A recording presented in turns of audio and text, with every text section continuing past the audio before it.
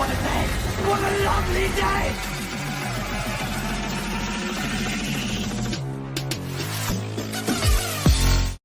Welcome to Flat Earth Debate Uncut and After Show. I'm your host Nathan Oakley, and if you are new to this channel, or you've not done so already, then be sure to subscribe, hit the bell notification icon and join button if you'd like to become a Nathan Oakley 1980 channel member and keep up to date with the Flat Earth Debate. If you'd like to support the channel, there is a super chat that runs alongside each of these shows while they premiere. There's also a PayPal, Patreon and crypto link in the info box below the video. Speaking of Patreon, I'm going to do a quick shout out to all of you who do support me on Patreon. So a massive shout out of thanks and appreciation to Neo the One, Lost Cat FE, Rob W, Open Minded, Reese Pound, Del West Watson, Mike, Muted, Dick Earth Skeptic, Chris Hillman, NA Literalist, Maria Neelands, Unbelievable Productions, Blue Ridge Ranger, Rob H, Burn Fat Till My Stomach Is As Flat As the Earth, Nathan Thompson, The Real Gabster, Windrider, Missouri Bear, Henrik86, Liam Nedrick, Erwin Jennisons, Abraham Mohammed, Dave Rakia Gafford, Naibai, Adrian Quintana, Skeptic936, Life is Short, Fireball X, Felix Hung, theflatearthchannel.com, Texas Mike, Edwin Johnson, Kirsten Smith, Alexander Main, David Wayne Foster and Dank. So another massive thank you to all of you for supporting me on Patreon. Now we are joined by one person in Discord, so I'll raise the mic and hopefully we'll get a conversation going while I set it for today's live show. How's your weekend? Say again? How was your weekend? Uneventful. Spent the whole time chasing down copyright claims and publishing extra videos to cover the fact that I was chasing down copyright claims. I saw you put a special segment out, so I guess you won your copyright claim. It's down to chocolate. I knew it was going to happen. I said it on the Friday show when I played his video out. Yeah. Yeah. Should have did it on the after show. But did you win? Did they understand? Yeah, but it just took a faff to appeal it. Yeah. Well, you've said that. Hey, Fletcher. I recommend not to do anything to jeopardize this show. Chocolate wanted me to play it. Adam had already gone to the extent of making sure it could be claimed back as a parody, which it could, and it was, and I did. So, you know, while it was a risk, it wasn't a very high risk, and let's be honest, chocolate's worth it, right? Music to my ears. Yeah, it was just a mission. A mission? A mission to appeal. That's all. Yeah, it's just a pain in the ass, a worthy sacrifice, though, because Chocolate was keen to have his song played live to an audience, which is perfectly reasonable. He's worked hard on it. And Nathan, I if you want sound a to... bit bitter today. Say again, Blacksoid? Do I sound a bit bitter today? A little bit. Not a great deal. Nathan, if you want to go to Master B, I got 3 pictures of water. I mean, bottle garden, water garden. Okay, yeah, I've got it up. So I saw this, and this guy here, can I read it? Mm-hmm. Okay, it says, thriving since 1960, my garden in a bottle, seeding sealed in its own ecosystem and watered just once in 53 years. And then on the bottom of that picture in smaller print, the only external input needed to keep the plant going is light, since it provides it with the energy it needs to create its own food and continue to grow. And then he says to the right side of the picture, so how does it work exactly? Bottle gardens work because their sealed space creates an entirely self-sufficient ecosystem in which plants can survive by using photosynthesis to recycle nutrients. Then gives a site. And if you go to the next one, I think this was a different description, but very close to that one. Garden in the bottle, anyone? This miniature ecosystem has been thriving in almost completely isolated state for more than 40 years. It has been watered just once in that time. The original single spiderwort plant has grown and multiplied, putting out seedlings as it has access to light. It continues to photosynthesize. The water builds up on the inside of the bottle and then rains back down on the plants in a miniature version of the water cycle. As leaves die, they fall off and rot at the bottom, producing the carbon dioxide and nutrients required for more plants to grow. And then the last one is self-explanatory, just sitting there so we can get some sunlight. Yeah, terrariums rock. Yeah, my folks had one when I was growing up.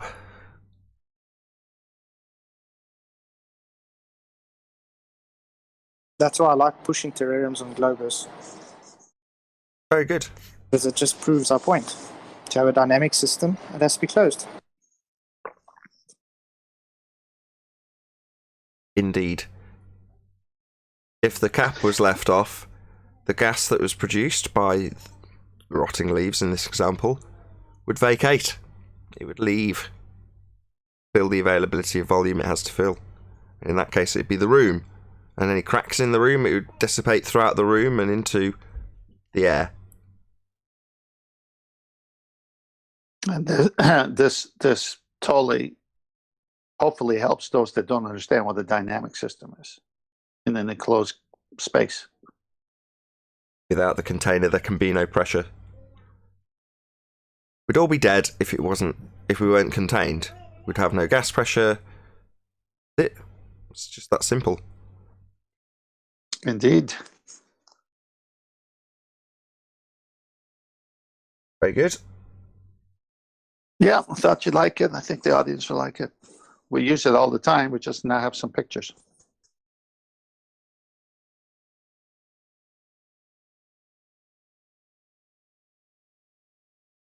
The sky was a vacuum. The gas we breathe would fill the space.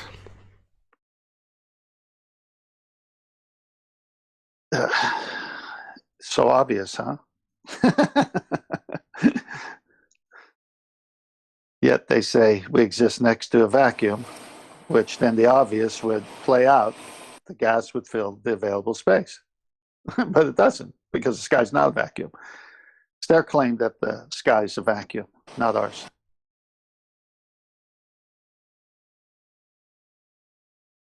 Yeah, well, every claim they make is first based on begging a question. There's not one thing built on begging the question with them. Yeah, but they go around telling us that natural law doesn't apply when natural law is natural law because it always applies. Think about that one. Yeah, they're just like putting the burden of proof onto us. They say we're making the claim that it would happen. Isn't that what Danny Faulkner did with Anthony? Yep.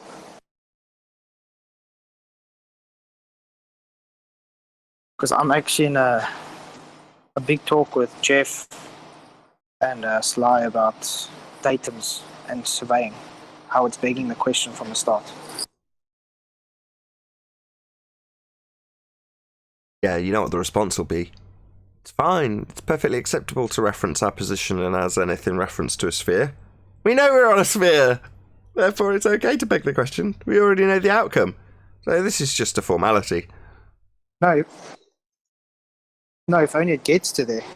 They don't see how it's begging a question. They just see it is measured as a sphere, so it's fine.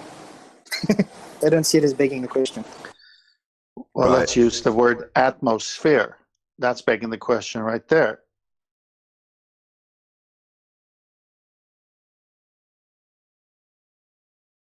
Well, good luck with that, Flatsoid.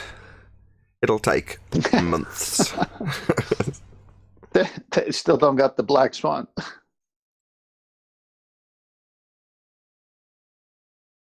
Well, they finally conceded there after 2 weeks that your angle of attack that you take an observation will change the angles of the reference.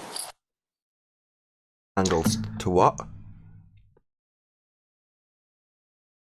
They were trying to prove with taking photos of Jupiter and Saturn, the angles will not be parallel to plumb. So then I went and told them, well, it all depends on how you take the photo or your angle of your camera.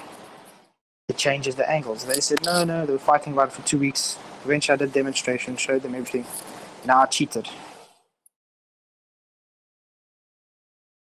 They're just deniers. It's pathetic, really. And it shows, that's one of the things I regularly get told.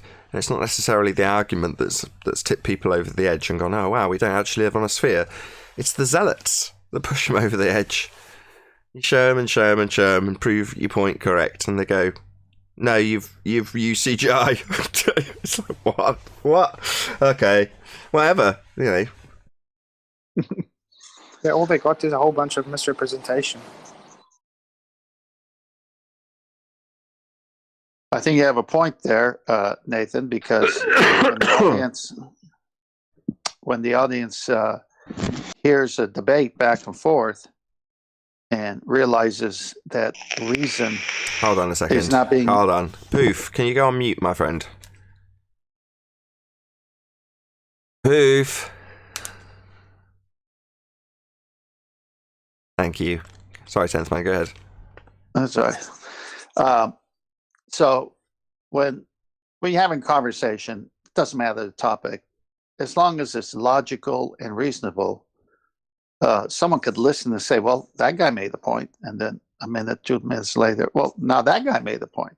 And so it just goes back and forth because very reasonable, very logical. When you have a discussion with ballers, from the very beginning, it's unreasonable. It's not logical. It goes against all demonstratable means. And you're back into Narnia, and they're into saying science doesn't prove things when this guy just probably has $100,000 college loan, and some of it went to the science department that he had to study in.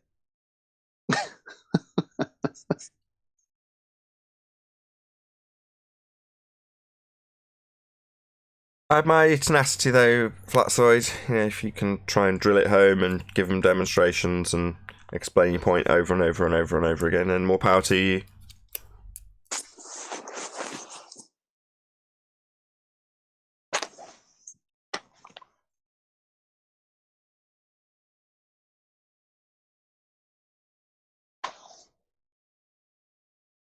But I do kind of wonder what the point is sometimes. It's like, if they want their fundamentalist religious belief, let them have it. You want to believe your reified philosophy, then believe it. It's up to you. Go in peace. Good for you. You think you're actually on a sphere? Good for you. Yeah, but as you've pointed out many times before, they're taxing us, taking their money and teaching it to kids. Can't fight that battle. Well, we are. Yeah, just doing what we're doing. I agree, but yeah, that's what anything I'm saying. further is chemo territory. No, not really. I mean, it takes time to get to another level higher than we are.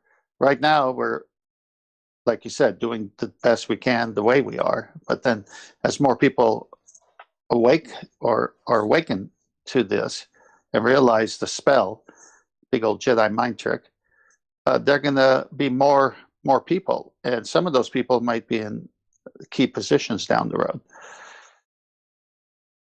Oh, I see it coming. I see something a little bit more public, a little bit more embarrassing for the ballers when it goes public, with all the good arguments that are being hashed out right now. They'll serve as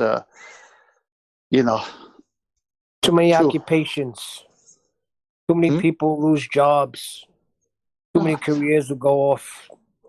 Yeah, that's fine. That's fine. Did you see what Dwayne Kellum did? Anybody catch his video? I did not know. You know who Dwayne is? Latest one. Yeah. You guys know who he is? Yeah, high altitude balloon guy. Yeah. Well, he just posted a video yesterday where he got let go of his job because he told him that he wasn't going to wear the mask. Stood his ground, did what he thought was right, lost his job over it. There are people who will lose their jobs for what they absolutely know to be true. Interesting video, though. The guy says, "It's what you believe." And he says, "No, it's what I know," which was great. Yeah, you don't get free rights anymore. There's no more rights. That's why you got to fight for them.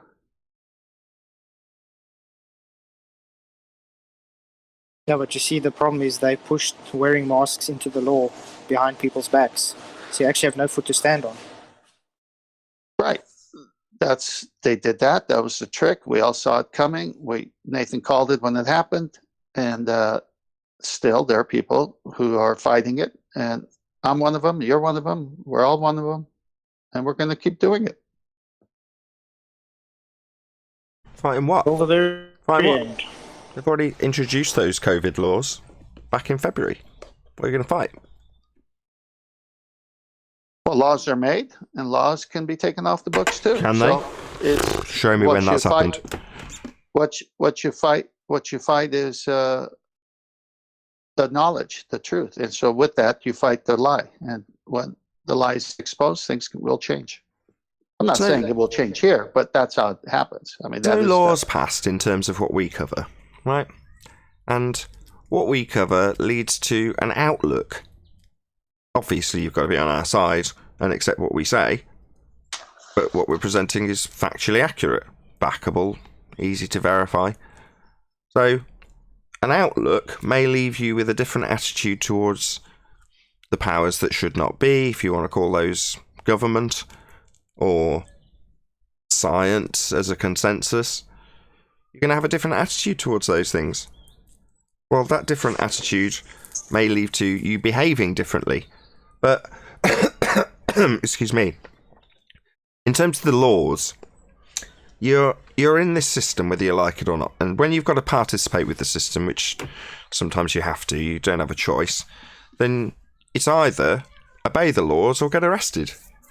And when they're being passed, that's when your time to kick up a stink is. And nobody did. Everyone was worried about dying of a cold, so.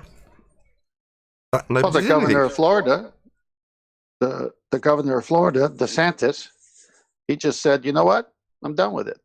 He told the local municipalities within Florida, because he's the governor, but he told all those local municipalities, "You can't arrest anybody. You can't do anything. It's up to them if they want to wear a mask." He just flat out just came out with that. So something changed. And what caused that change? Okay. My point is, my attitude is towards the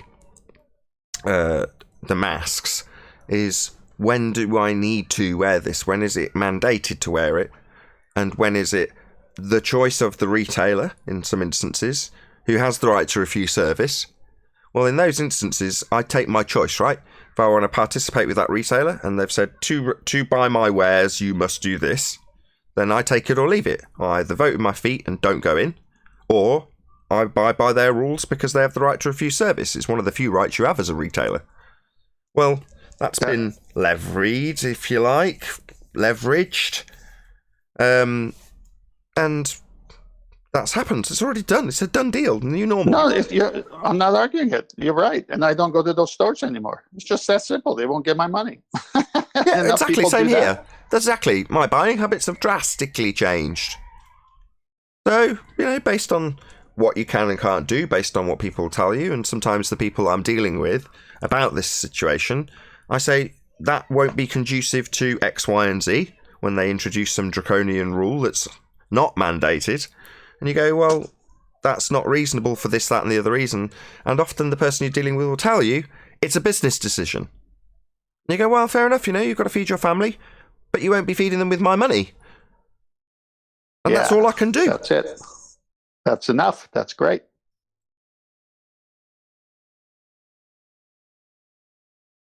But same things here, right? On our topic, nature of Earth, they've been saying it's this, it's that. We take their own verbiage, we read it back to them, They don't like it. They argue with us, causing a debate. People listen. They see that their arguments don't follow logic. It's not a reasonable answer to a proper question, like how can you have gas pressure without container? We pause after asking the question, and they're floundering. It's fantastic. These questions and the housekeeping. All you got to be is calm and ask the question and shut up.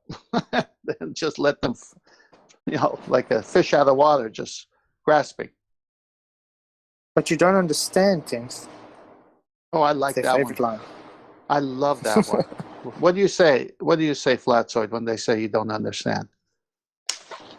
Then I'll show them demonstrations No. straight in their face.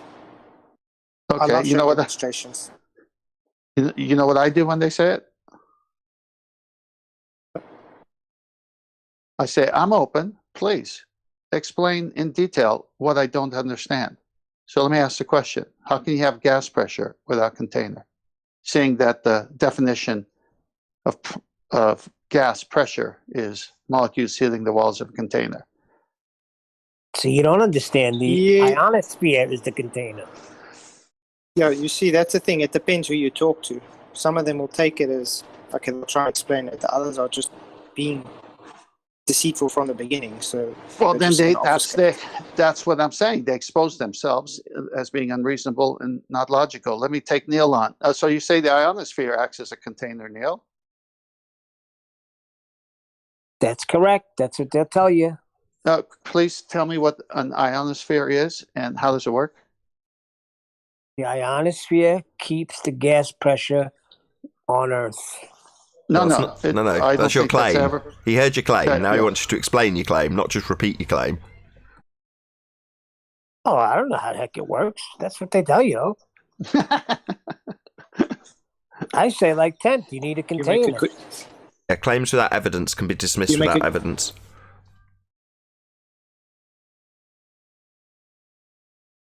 you make a much better glober than me, Neil. Not Yeah, me. when- I don't even know how it works. Makes no Well, what- sense to me, the globe. Whenever they say you don't understand, it means that they don't know what to do because they're stuck. Doesn't mean anything more than I'm embarrassed. You just killed my whole argument and I got to get out of here quick. And calmly, you just have to say, well, listen, maybe I don't understand. Please help me understand. How can you have gas pressure without just Yeah, keep but feeding then it back? they take you on a merry-go-round. Round No. and round you go. Then they go to freaking gravity. Okay, next time a baller's here, let me have him on the gas pressure and watch how I won't let him take me on the merry-go-round because whoever asks the questions controls the conversation. You're on. But you, Next Glober. but you're stating gas pressure is entropy. Just remember, Neil, whoever asks the question and goes back until it answered and won't let him off the hook controls the conversation. No, gas pressure isn't entropy. But Entropy is no, just I'm the saying description. that's what they. Go on. I said that's what they're fighting with me about. Every time I say gas pressure will fill the space because entropy increases. Their whole new argument is I'm saying gas pressure is entropy. No. Oh, I see. They're laying... No. Okay, well, that's just not correct, so...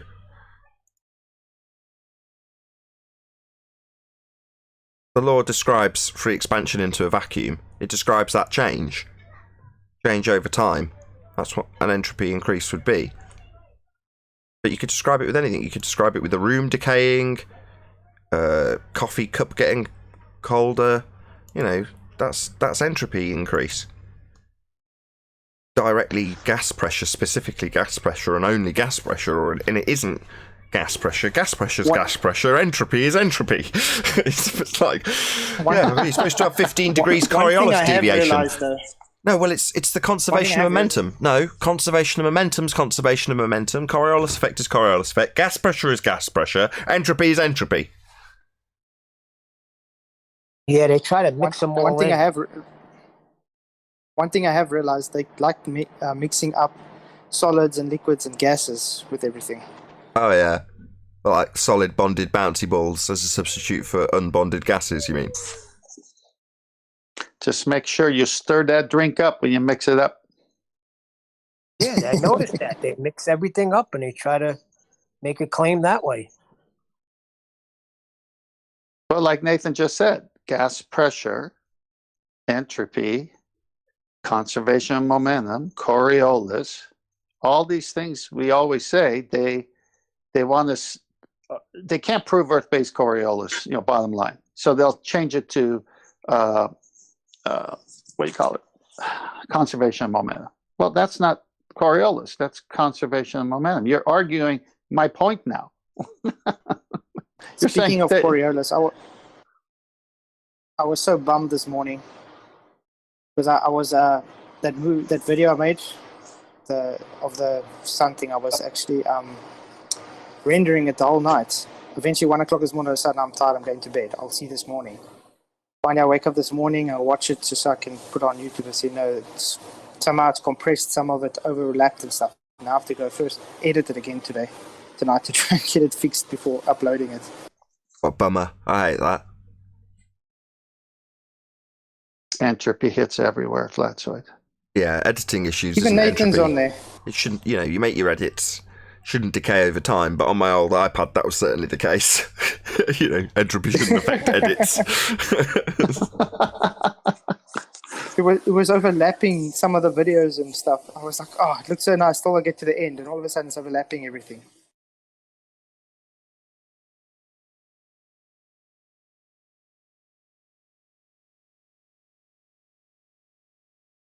That's really good to if people take notes on the shows that we've all been on, and really after the show's over and go look up terminology and definitions and kind of replay the shows, and you hear things you didn't hear while you were on the show. The nuances of the debate come out, and then you just say, oh man, if I had next time I'll be ready. You ever look up the definition for Coriolis? Yeah. You ever see how convoluted that is? Yeah, but what do you expect? It's written by ballers who have to always put in, like, for example, if I'm looking for gas pressure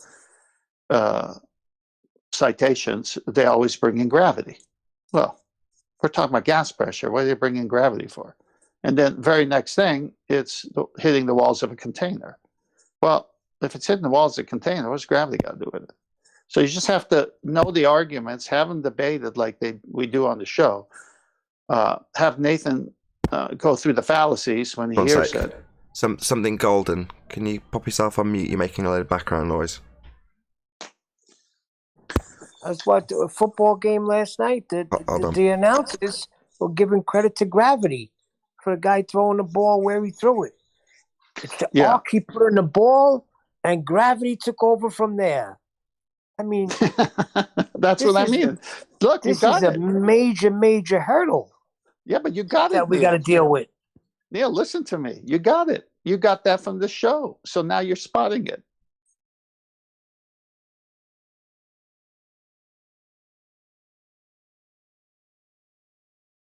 That's stony silence of contemplation from Neil. No, it puzzles me, like how they just assert it, and nobody's even really looked into it. Okay, see the tact you're taking, and I'm not saying I never did that, because I did. I just don't do it anymore, which is try to figure out why they are what they are. I mean, initially you want to know, and so when you ask enough of them and you don't get the answer properly, you're continually going to be saying, but man, the facts are right there, and how did they even? So instead of doing that the rest of my life, I just tell them they're wrong. I couldn't call in the announcers last night. I didn't have the number to Fox Sports. No, yeah, you do though. You just turn off the TV. That's how you call it in. I do watch it. I watch the games on mute because I can't deal with the announcers anyway. There you go. I don't know when last I watched sports. Yeah, doesn't really appeal to me at all. Me neither. I mean, at a stage, I was going to become a professional soccer player. So, I mean, I actually had the chance to play for in England. Sorry, I just sneezed. I still have young kids though, so sports are like really. I got to go out there with them and play baseball. Nothing wrong with that. Nothing wrong with that. Yeah, play baseball. It is when your body can't go. Nothing wrong with playing games, Neil. But, you know, the commercialisation of sports is just as much a poison as anything else on TV. I know you know this. I know you know. The reason I don't watch it anymore is because they politicize it now. I can't take that. I don't like it. I just want sports. Hockey caved in too. You believe that? I know. Hockey was the only one, and they all caved in. I was like, oh, God. Yeah. Well, that's their problem. I still like cars, though. Yeah, just watch it on Formula One. Just watch it on Moot. Takes the fun out of cars when you watch it on Moot.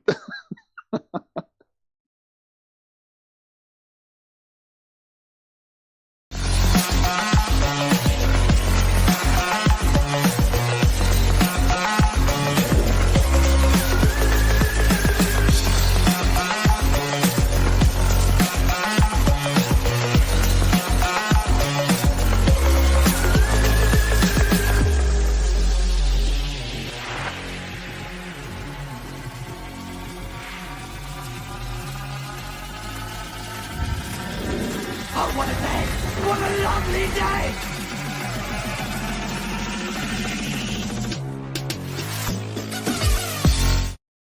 Welcome to Flat Earth Debate Live.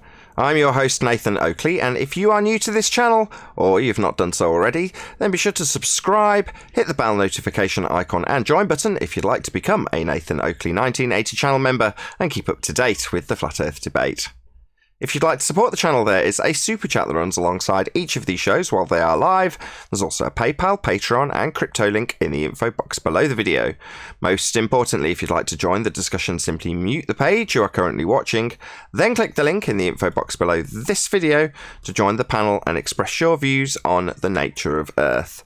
If you do join, please don't swear. If you do, you'll be ejected. And if you are, please don't try to rejoin the stream using sock accounts. You'll be warmly welcome back on the next stream.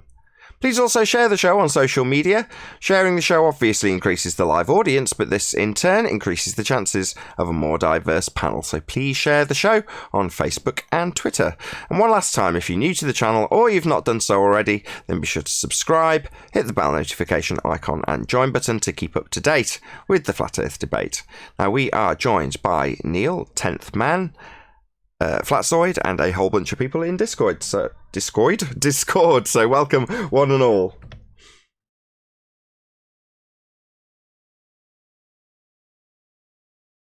Hello, how's it going? Seen Neil and Tent is still muted.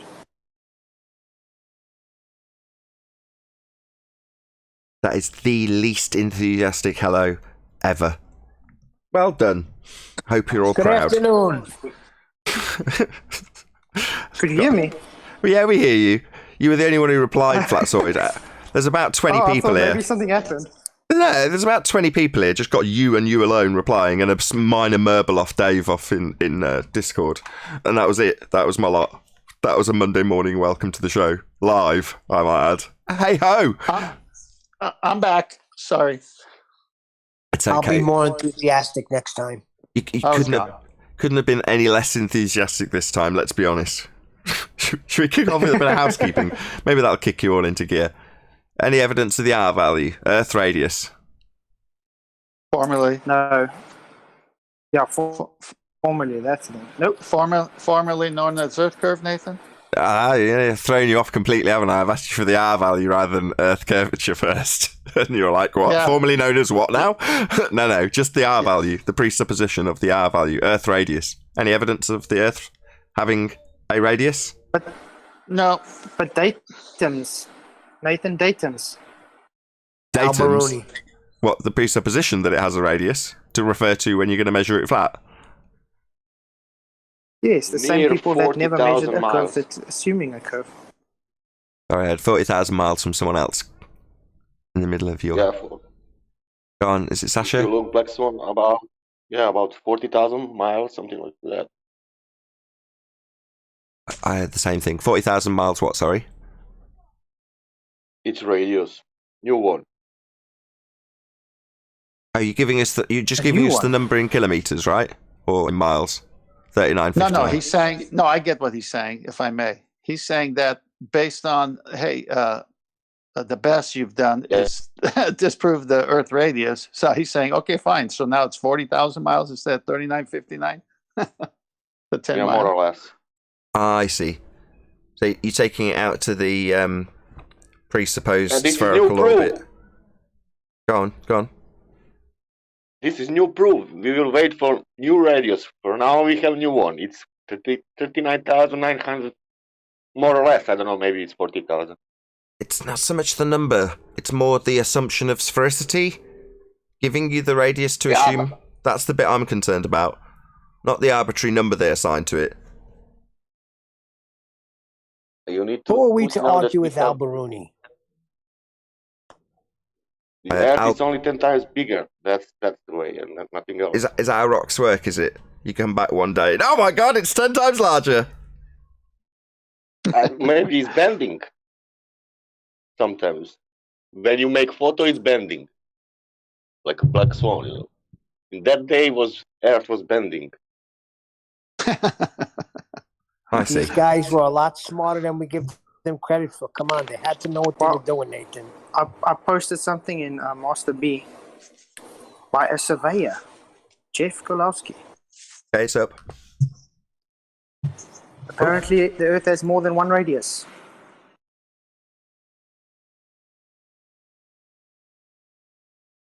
You want to read it? Let me just get to it first. Stop talking in circles. The radius is answered. Now answer me. Has your Earth got more than one radius? The Marine Surveyor. The Earth isn't a perfect sphere. Therefore, it does not have just one radius. So not geometric then?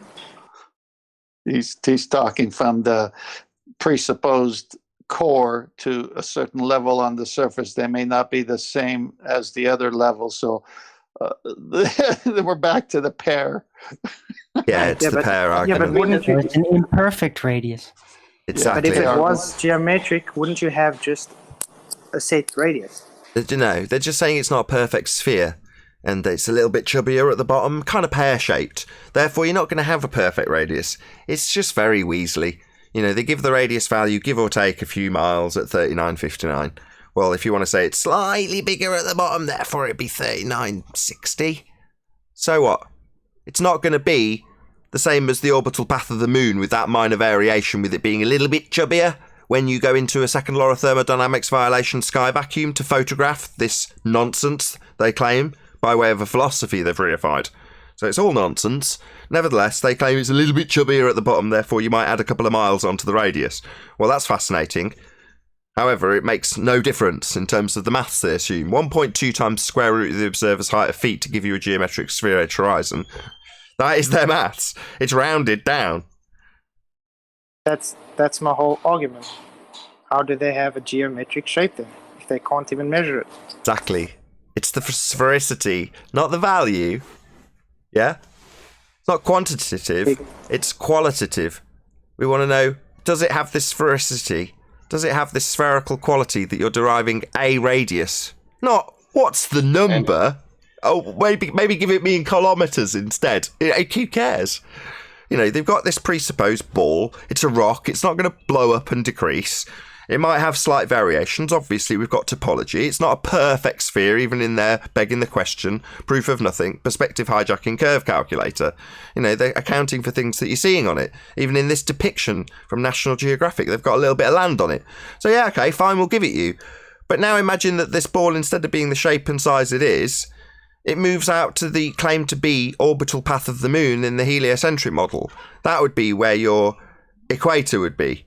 It's just absolutely preposterous, but that's based on a physical assumption bias that gives you a geometric sphere edge for a horizon. I mean, is there any evidence that we have a geometric sphere edge horizon, formerly known as Earth curve? Nathan, I have a question about Absolutely pear not. shape. If they have pear shape, where is on the Earth that, because of pear shape should to be that bigger curve in one part of the Earth? Yeah, they just mean a bit chubbier at the bottom. So that's one of the out of context things that flat earthers take from Neil deGrasse Tyson when he says it's a pear. But but can you imagine pear like a shape? And now imagine where on the part on the world it's that that top of the pear. It's like it's a more straight, and you have that curve. It's bigger than ever curve in. How to say? My English is not so good. No, I It's understand what you're curve, saying, but it's taken too literally. In which part of the world is that part of the shape? It's not. We're talking about I tiny. know, but I'll explain it would be why. nice to say. Let me just explain. So Neil deGrasse Tyson explains it and describes it as being a bit chubbier at the bottom, pear-shaped, if you will. But he goes on to describe it if you scaled it down to the size of, say, a bowling ball, and you were to run your hands over it, even with it being a little chubbier / pear-shaped at the bottom, it would be a perfect sphere. Now, the reason that stuck in my mind, that particular part of the quote, wasn't because of the out-of-context use that flat earthers take Neil deGrasse Tyson with. It was actually the Morgile. So Morgile was asked a kind of reverse question by, I can't remember who. It's like, well, how flat is flat? And he said, well, if you take Neil deGrasse Tyson's description of how the ball would essentially be perfectly small if you scaled it down to a bowling ball, well, the same principle is applied with topology on a flat plane. It would be like if you scaled it down to a plate, completely flat. You'd run your fingers over it, and even the deepest crevice wouldn't be detectable by your fingers, equivalent to the Mariana Trench. Well, you wouldn't even detect it because it's so smooth when you scale it down that much. So you're not going to detect it. It's not looking like a bloody pear hanging in space. They're just saying there's a very small difference in their presupposed radius, like this guy's arguing, the main surveyor. Well, okay, in your presupposed sphericity, you might have a difference in radius. Well, it's meaningless. Let's prove it's a sphere first. Prove we're going to take a radius value. Where are you getting it from? Oh, from the tangent. It's back to Al-Biruni, as was brought up by Fatsoid earlier. Any more on R or Earth curve? No, quite summarised well. Discord, any more on R or Earth curve? Monday, I don't mind dragging these things out. I can be only sarcastic. Move on. Any evidence of a self-perpetuating molten iron core at the centre of a presupposed spherical Earth? Only in the school books.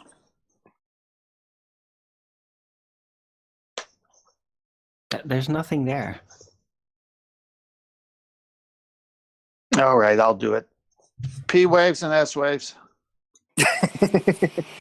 But have they actually confirmed those ideas yet? No, or are they still based on old models that they also used to try and predict what they would find in the borehole? Right? No, Arwin didn't know anything about this 2 weeks ago. Now he's the expert. Not that much. Well, you're phrasing it in the contrapositive. So you're taking devil's advocate point of view and phrasing it in the negative. So you're saying, would it be that their models were proven wrong? You even phrased it better than I did, which means you've got a good understanding of this now, right, Arwin? I mean, you said you had a cursory understanding of it beforehand, right? Well, I don't still know what actually P waves and S waves are roughly. I just learned a little bit of history of this borehole, and that they actually did make predictions, and that it's not just a singular end prediction they got wrong, but so many. So I'm just wondering, have they tried to test this new P wave S wave model yet with actual results? When actually drilling down to see whether it's correct, or are they going to run into the same scenario again where they get every step of the prediction wrong? You know? I can answer that. It's already been done. No, they just ignore it because they're keeping your attention on space now.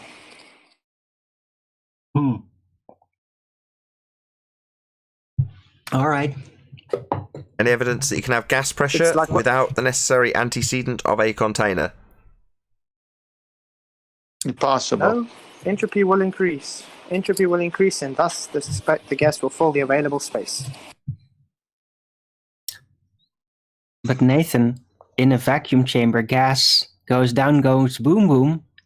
When it's contained, though. No, it doesn't. Yes, in a balloon it will go down, go boom boom. No, it won't. Yes, That's it will. wrong. That's incorrect. No, it will go down, go boom boom. No, it won't. Show me a balloon in a vacuum. In a vacuum, it will go down. No, it go will boom, not. boom. You're wrong. The gas. No, I'm not. The gas. It's not going to go up. Show me a balloon in a vacuum. I'll get there eventually. They're very strong balloons. I'm not going to get there ever, am I? No, just going to insist on this. Even though I said no. YouTube. No rebuttal allowed. Keep going, Arwen. Keep telling me yes, it goes down. Keep telling me that. Go on. But it's only because, it's not even because of the weight. It's because as long as it is contained and not going to burst. Oh, so the container goes down in a vacuum. What about the gas? Yes. But the balloon itself is a container, and according to your assertion, the gas goes down. So it's going down in the balloon, that's its container, or is it expanding in all directions inside its container, which would be the balloon? Is it going down in the container, or is it expanding in all directions in the container? Forget what the container's doing in the vacuum. Right, but when we compare it to normal gas pressure situations, then helium will offset the density of the balloon and maybe something hanging on that to cause it to stay stationary, for example, at heights and all that because of the combined weight. But in a vacuum, it doesn't do that. Everything goes down as long as the gas can be contained, opposing the vacuum around it. No, you're wrong. You've So just hello. No, that's incorrect. You've just reasserted the exact same thing incorrectly, and I'm going to readdress exactly the same thing, hopefully uninterrupted. No, the gas, in this case, if you say helium, is in a container. That container is called a balloon. And inside that container, the gas fills the space in all directions. It is not pooling at the bottom of the vacuum. It's inside a second container, a balloon, and is filling that space. It's not going down. You are wrong, Arwen. Sorry. No, I'm not wrong. I stated that was the first part of my statement. You're literally making my argument for me. Oh yeah, of course. I'm not trying to prove gas pressure without a container. I'm just saying gas goes down, goes boom boom if it is contained versus the vacuum that surrounds that container. And the container. That's hold on. The balloon that's made of gas, is it? No. So that's not gas go down, go boom boom. Then that's container go down, go boom boom. Inside that container, though, the gas is expanded in all directions, in all vectors inside the container, the balloon. It's not going down. You've not got a saggy bit of balloon at the top and it all at the bottom like a pear, have you? So what if I stated that if you dropped through a construction in a vacuum chamber, either a empty balloon or a filled with helium balloon that can, withstand the vacuum, basically, prevent it from rupturing, that if there is long enough distance to fall, that the evacuated balloon without any gas in it would actually fall quicker? Who cares? It's a solid. Yeah. Within a container, gas can go down. Arwen, if I take some bouncy balls, hold on. If I take bouncy balls and hollow them out, and then fill them with helium, and then bung them up so it stays sealed inside bouncy balls, and then I drop them, Arwen, no. Right? The balloon is a solid container, and you can still see the principles of what the gas will do inside a container. Right? Well, the balloon's a container. Right. Well, as long as the gas has found an equilibrium within the container, it's in its entirety can definitely go down, go boom boom. What, the container? The solid container? The solid container around the gas that we're talking about? Yeah, because the that's gas fascinating. In the a container go state down has a higher density than a vacuum that surrounds it. Hey, I've got no issue with anybody asserting container go down, go boom boom. No problem. Gas, on the other hand, does not do that. Gas is in the container, though. Yeah, it's got to be in a container. That's right, Owen. Without so the it's container, going down, go boom, boom with the container. Now, whether you speculate whether it's because of the container or whether because the entire thing, including the gas, has a higher density in relation to the medium it's in, the vacuum or near vacuum, that doesn't really matter. I'm just saying it's going down, go boom, boom, because I like to say that. I see. So It's true. Okay, let's hold on. We'll just round this out. Hold on, let's just round this out. So, in the fundamentalist religious zealot world of a sky vacuum with Earth as a sphere with gas on the outside of it, what's the container in that scenario?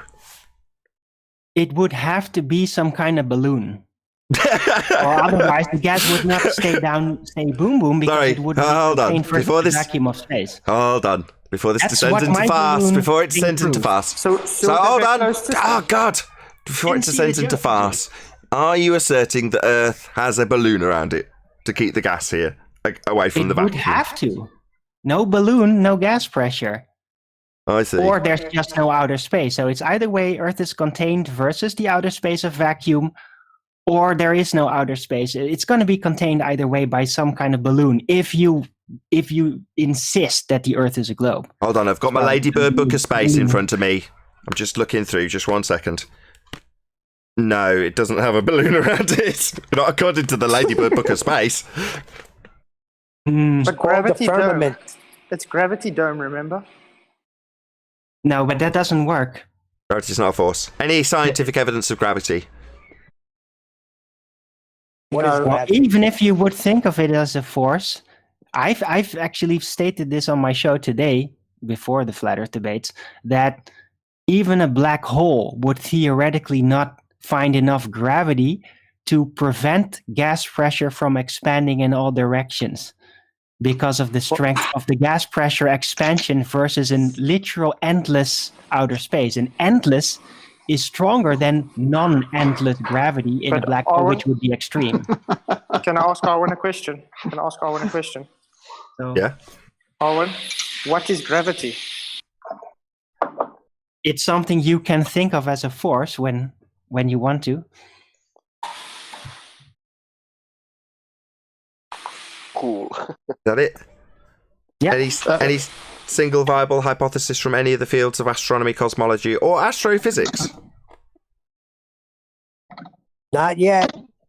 No, they keep avoiding us like the plague.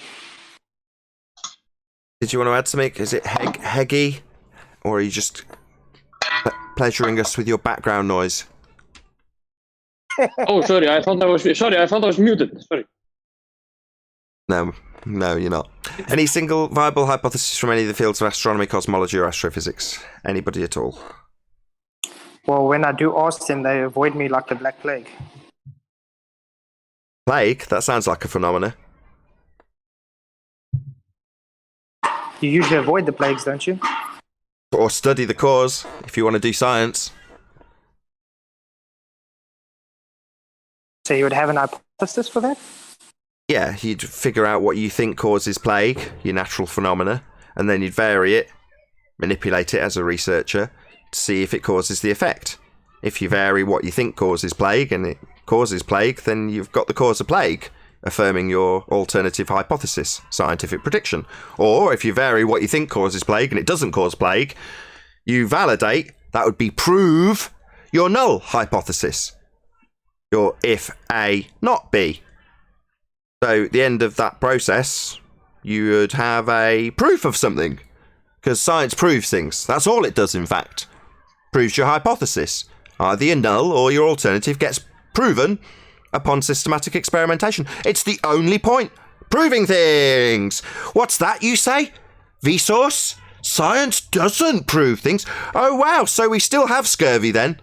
Wasn't validated scientifically that the lack of vitamin C causes that. Yeah, it was. That was definitely proven with science. But we have liars. People who will deceive you into thinking you live on a spinning sphere flying through a vacuum in violation of natural law. They will tell you that science doesn't prove things. because they've claimed science so often when they didn't have any that now they've got a little seeming get out of jail card that we're here to call. No, telling people that science, an empirical method only designed to prove things, doesn't prove things, makes you an abject fool or a liar. I'm going to call him a liar. Vsauce Michael, that is. So that we know then. Yeah, he's probably in the know that he's lying. And he has this forked tongue effect on him as well. So, well, they all know they're lying, because when someone says science doesn't prove things, even the dead get up and slap him in the face. Makes no difference in terms of this, how that information reaches the general populace. Publish and be damned. If you're wrong, you're wrong. And it's like when you take ownership of an argument.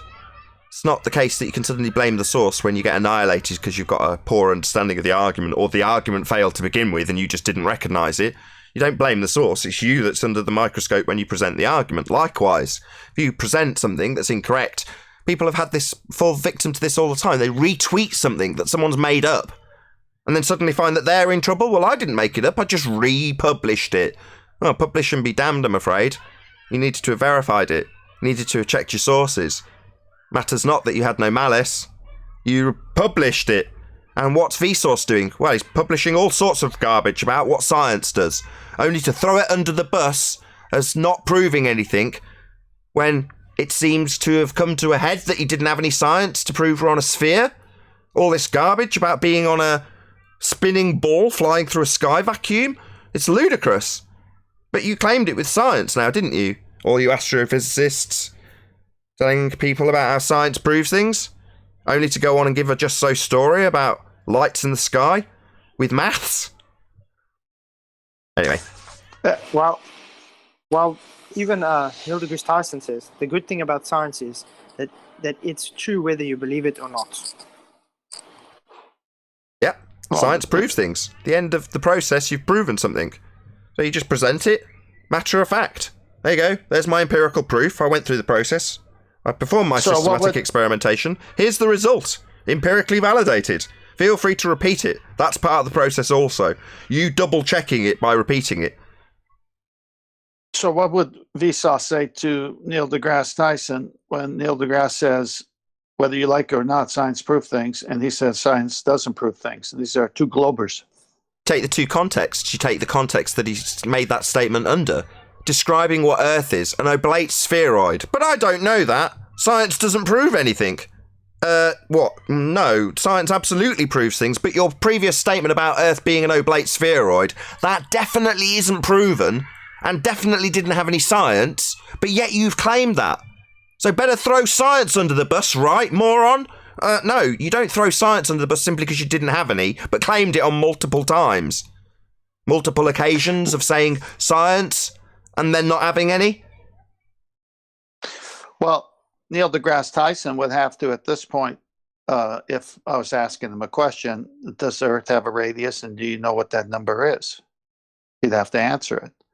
And I said, well, if the Earth has a radius of 3959, and take him to the Black Swan, what's he going to say? I mean, if he's saying whether you like it or not, you got to agree with science, and we put out their material about their sphere with their radius, the Earth curve needs to be seen at 1.22 miles at a 1-foot observer height. Yet he says, as he holds that inflated globe on stage and says, you can't see it from 128,000 feet.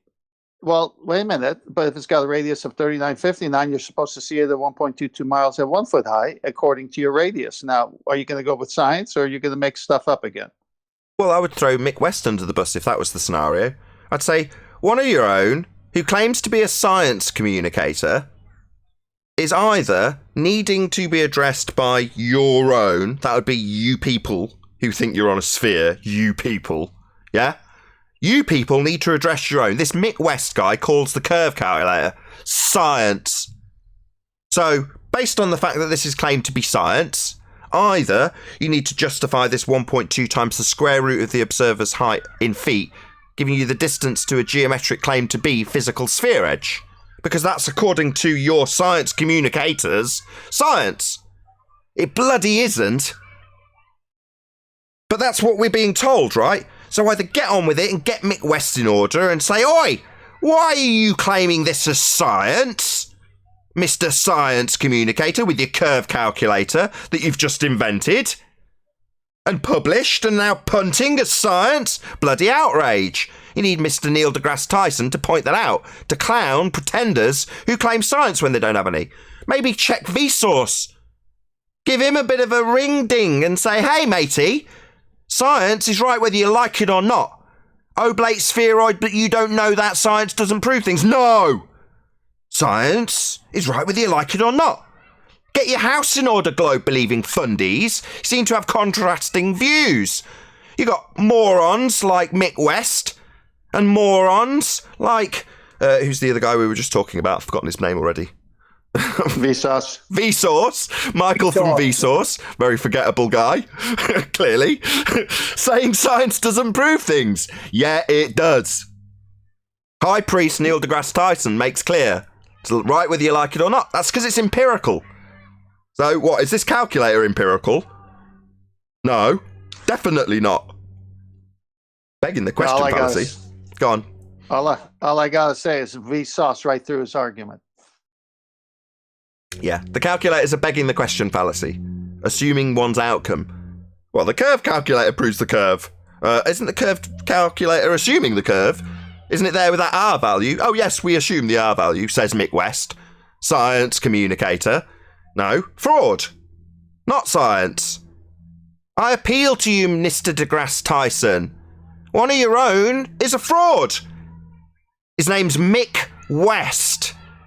He's a fraud and claiming science and he doesn't have any. Shouldn't you be checking your own fundies? Aren't you the high priest of this garbage? Yeah, you need to tell these people, while you're at it, make clear that Earth turned underneath the football, right? Second reference frame. You need to address the idiots at the really low level of intelligence like SciManDan, Mr. deGrasse Tyson. You claim Earth turns underneath a football, observable from the stands, as a not actual deflection. Yet we've got clowns like SciManDan telling us that there shouldn't be deflection and justifying why we don't see that which you claimed on TV. So maybe get on top of these fundy idiots in the trenches while you're at it. Not just Vsauce, clown show denying science that's right whether you like it or not. Right, Mr. deGrasse Tyson? Get on top of it. Check your own house, my friend.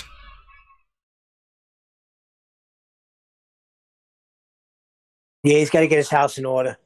Yeah, they do need to get their own house in order. Any evidence of the distance to the sun? Good morning, peeps. Hey, chocolate. Hey, chocolate.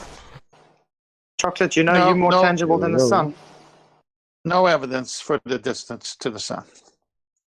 More tangible. You would think in the year 2020 that they have some sort of distance, but they don't. They have an assumed distance. Well, it's based on the R value that they don't have, so no, they're wrong even with the assumed. Kepler's third law. Yeah, you'd need to assume one of the lights in the sky has the same value in terms of sphericity as a presupposed spherical Earth, with its R value. That would be Venus.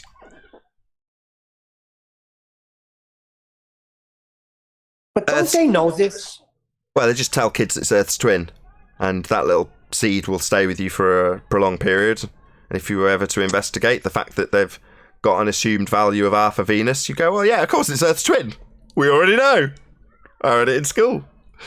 Yeah, that's just an assumption, though, isn't it? But you won't recognise that if you've already had it planted in your mind from a very early age. That particular light in the sky is a twin to us, when we assume we are a sphere.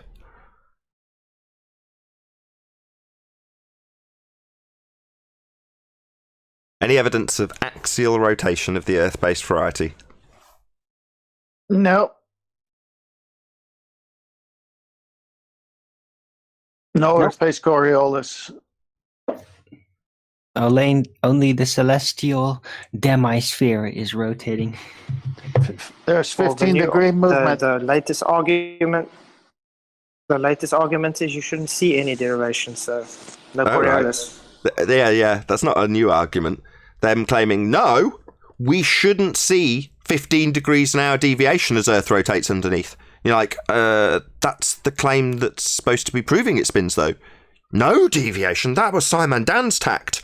He said, look, your reference frames, number one, they're not my reference frames. It's you with a globe claim that's using reference frames. Nevertheless, he says, your reference frames, not my claim, are ruined. Here's a demonstration that doesn't show drift. It's like, I claim nothing with reference frames at all.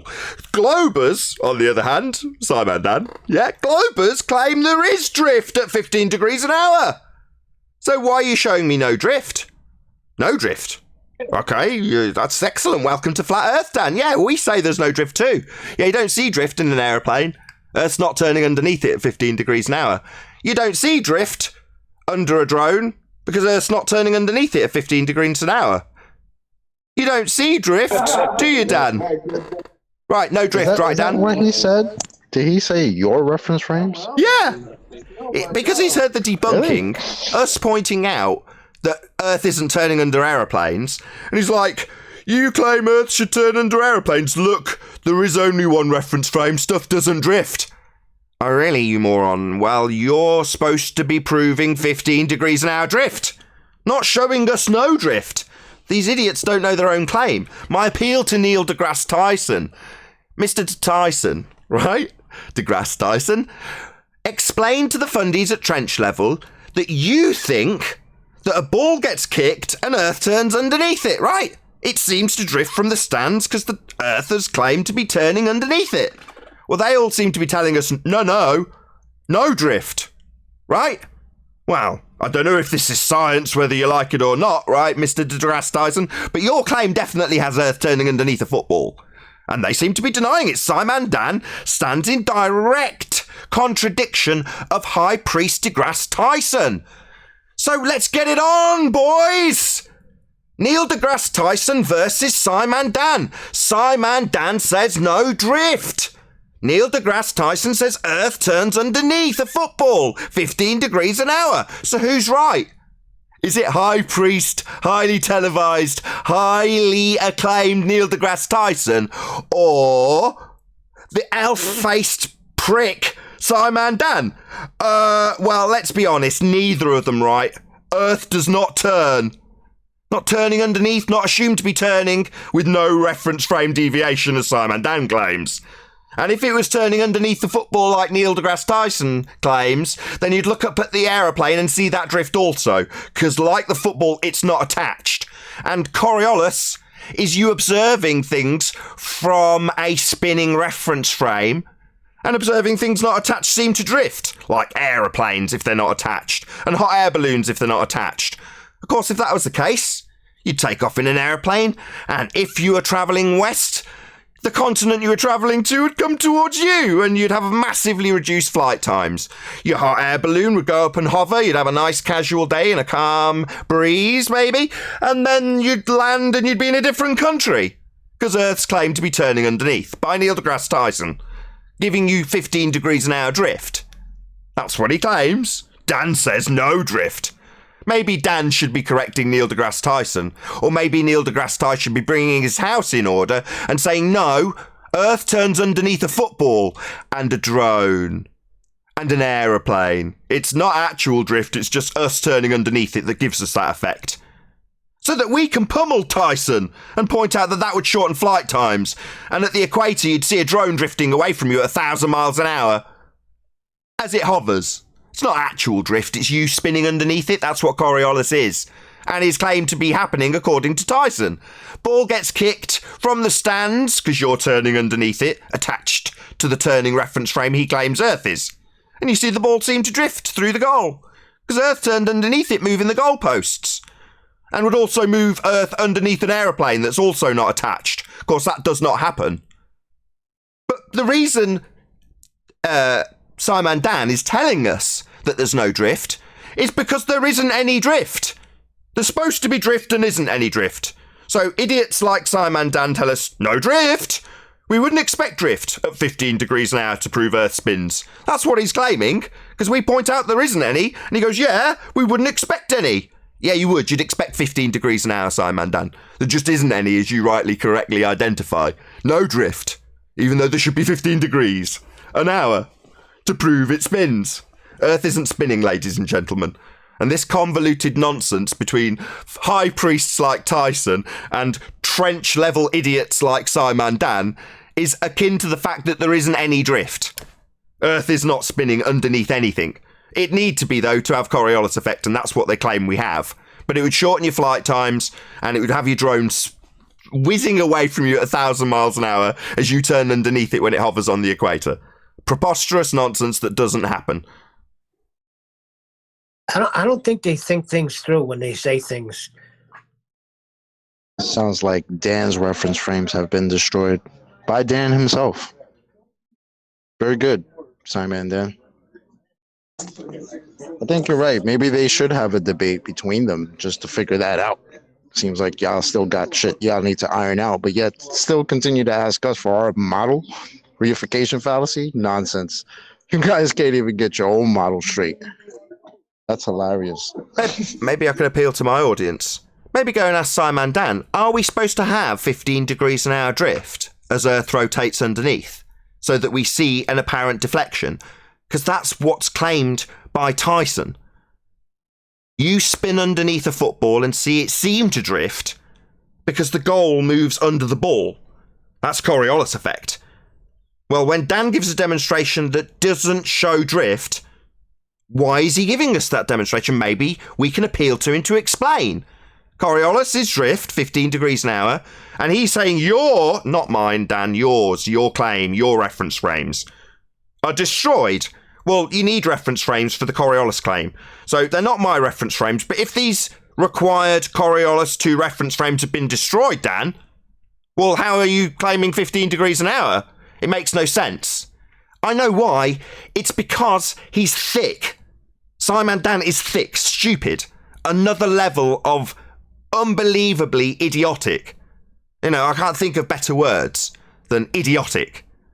Reference frames that you use to claim a globe that spins have been destroyed, according to SciManDan. So praise be to Shiva, Dan has destroyed the claim of 2 reference frames. That's what he's done. So maybe we need clarity from SciManDan. Your reference frames, 2 of them have been destroyed, have they? No drift, Dan. Give us clarity, Dan. Because you're quite popular.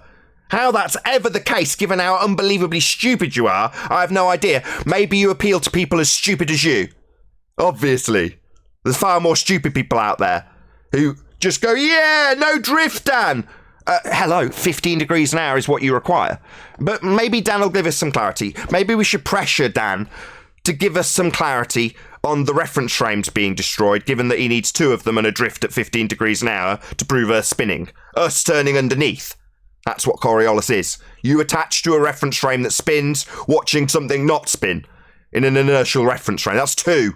Count them. You spinning, not inertial. That's 1. Inertial, not attached. With your 15 degrees an hour, not actual drift. That's 2, Dan. So when you say reference frames destroyed, well, better let Neil deGrasse Tyson and every other fundy know. No drift. What did Bob prove again? Bob Nodell's supposed to have proven 15 degrees an hour drift, Dan. With a frame of reference that's fixed inertial with a gyro spinning in it, and one that deviates at 15 degrees an hour. That's Earth turning underneath, Dan. Count them, 2. So if those frames have been destroyed, Dan, you've got no proof of Earth turning. So, an explanation's required, Dan, given your vast audience compared to me. Not compared to anyone with actual popularity. You're a nobody. Nevertheless, you as a nobody is defying the high priest who's a somebody who says Earth turns underneath 2 reference frames. You say they're destroyed. Explain yourself, SciMan Clown. You're being pressured by Nathan Oakley, the flat earther, to explain your idiocy. It's a pleasure. I really enjoy, as a flat earther, the guy considered stupid, to pressure these people who feel so joyous when they make their idiotic declarations. I really enjoy pressuring them as the considered stupid one. So the stupid guy's having to point out to you that Neil deGrasse Tyson claims Earth turns underneath, Dan, 2 reference frames. Yeah? How stupid does that make him? Yeah? The flat earther, the guy who's generally considered really thick, is having to point this out to you, Dan. Is that embarrassing? Now, we know the reality is that you're the stupid one.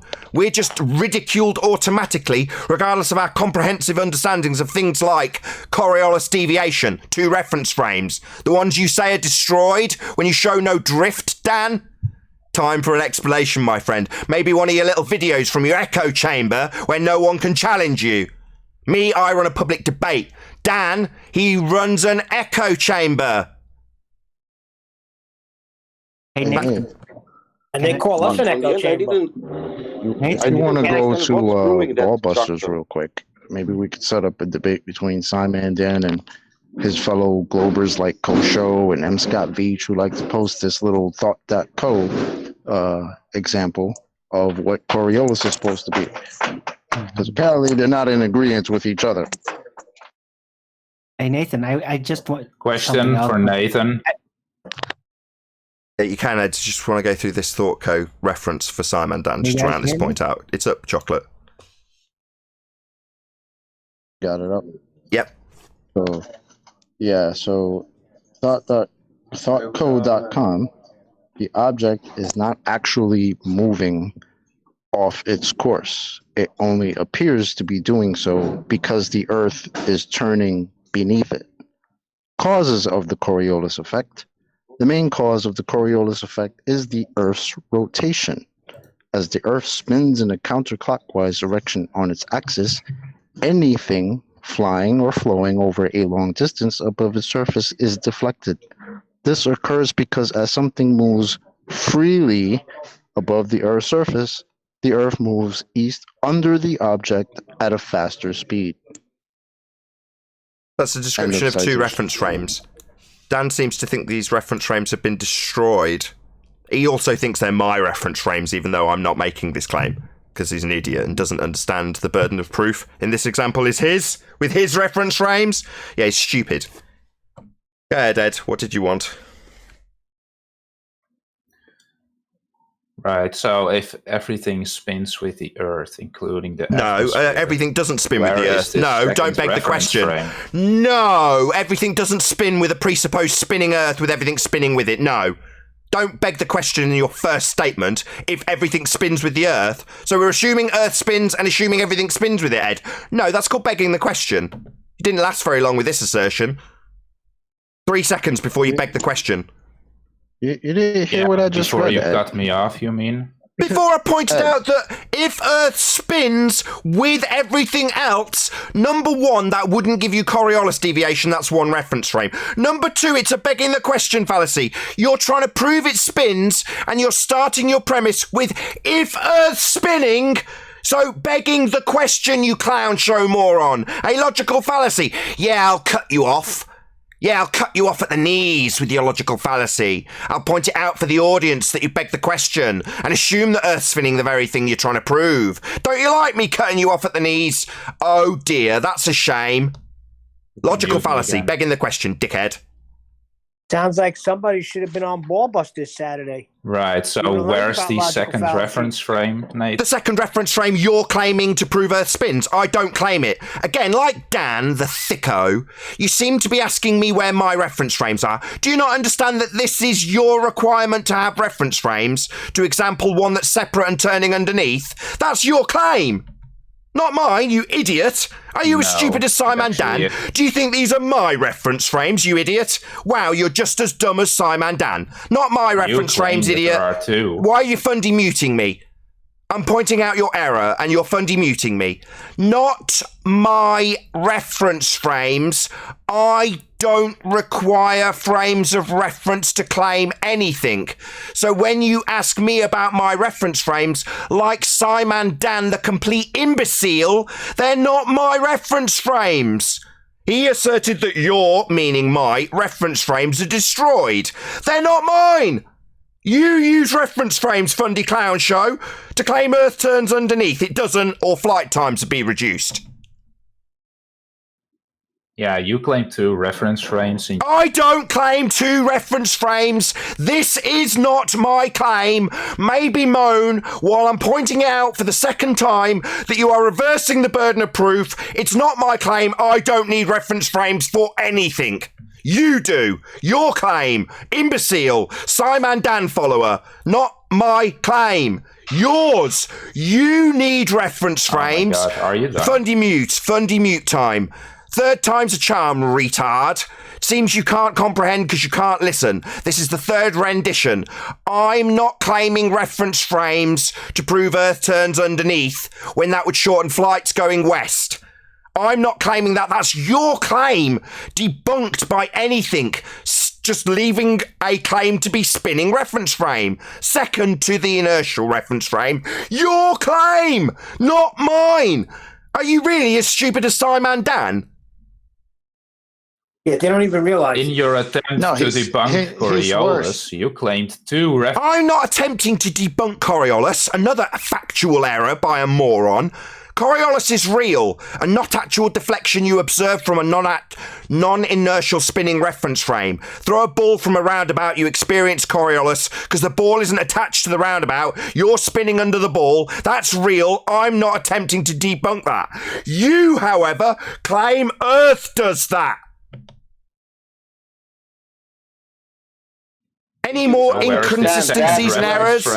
Did you understand that? That was 3 errors levelled at my door, incorrect assertions that I've made claims I haven't, claims I'm trying to debunk things I haven't. This guy is a total asshole.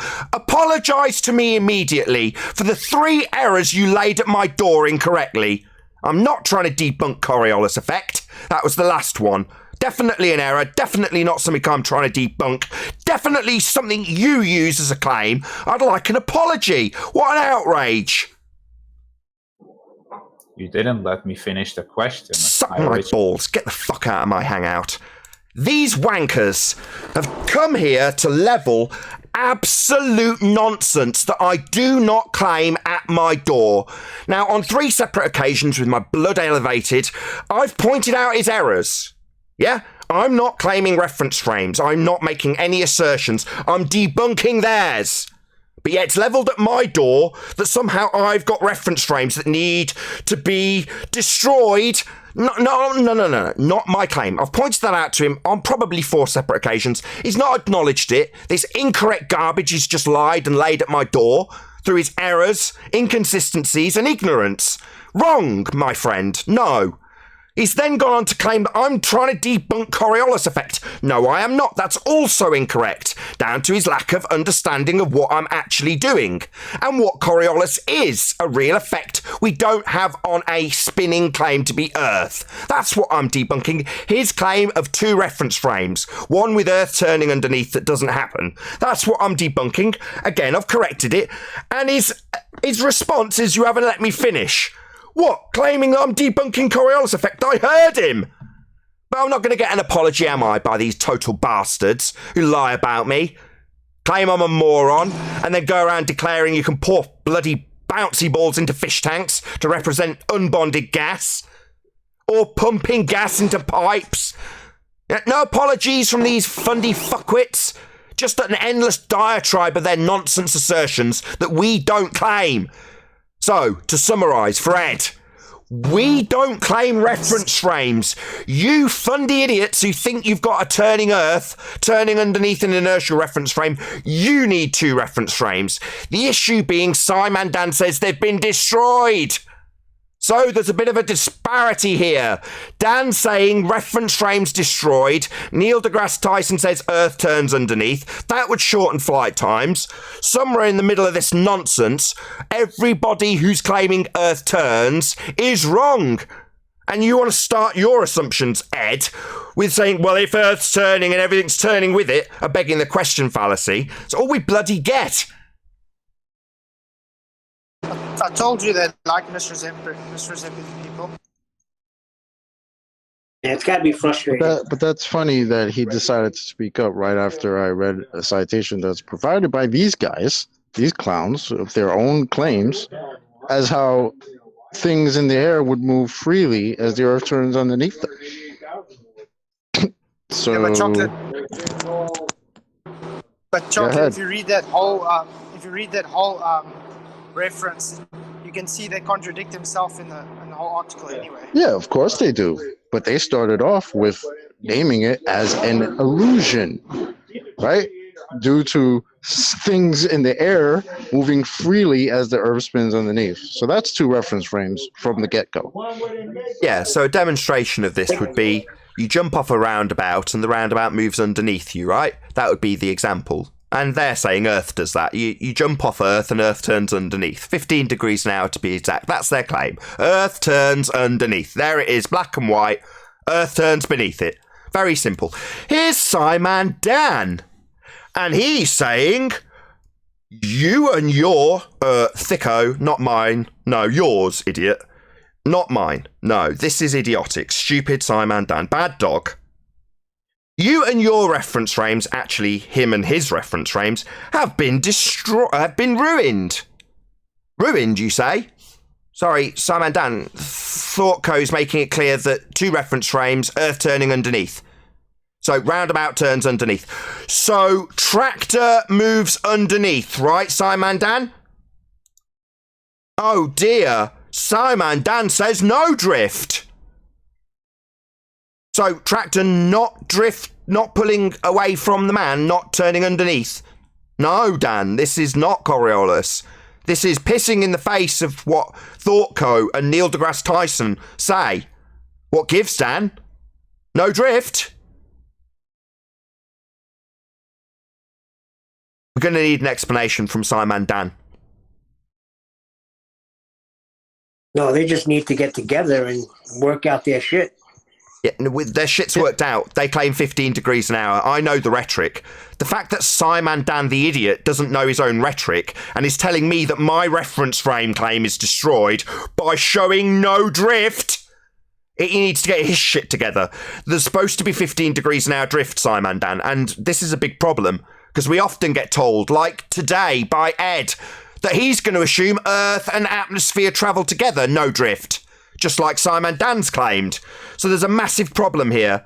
Half the fundies think no 15 degrees an hour, no drift. SciManDan's one of them. He's wrong. The actual fundamentalist religious zealotry asserts there is drift. Claimed at 15 degrees an hour, parroted back at us, that has been proven, according to them, by Bob Nodell with a gyro. 15 degrees an hour, 2 reference frames, Earth turning underneath the gyro. That's drift. That's 2 reference frames. Dan here, and a lot of dicks like Ed, say no drift. Earth travels with atmosphere. No deviation. Like this bouncing man not drifting. So, clown show, we need to figure this out, don't we?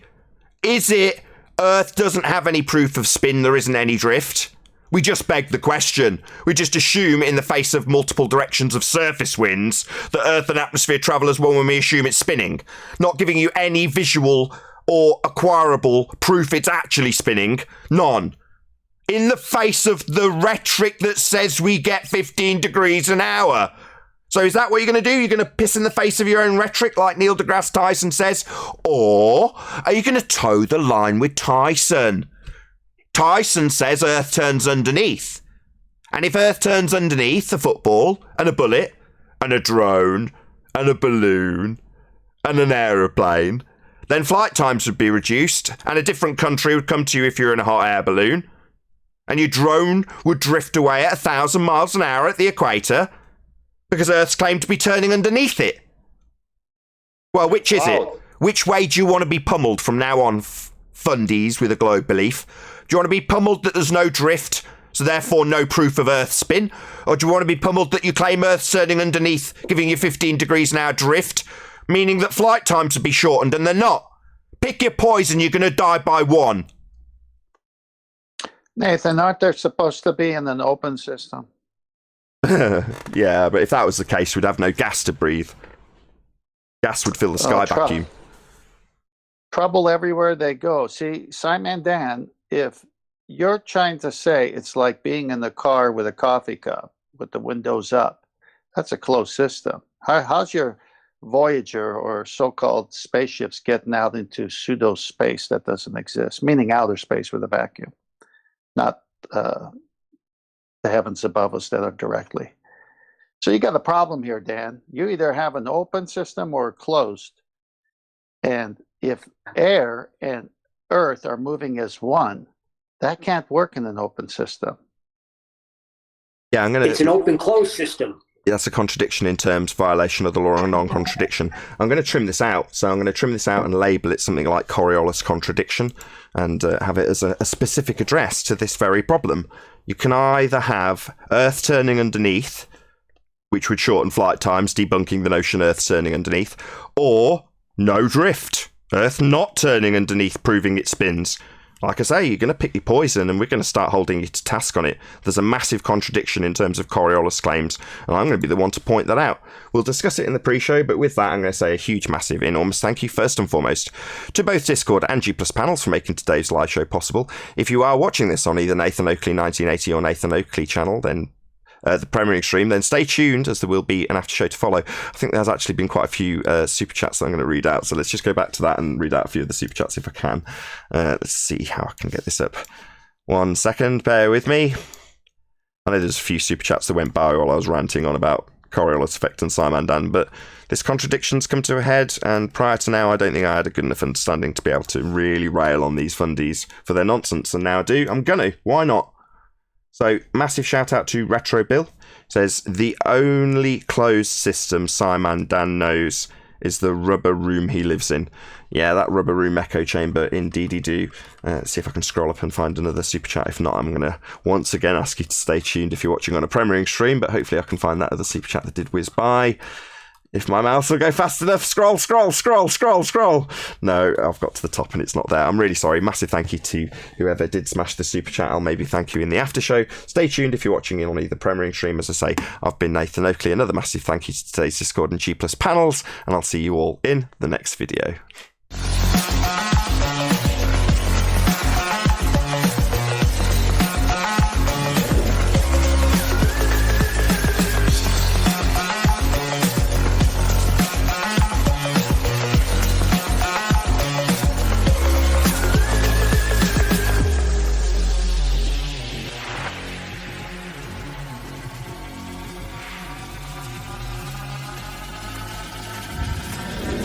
Oh, what a day!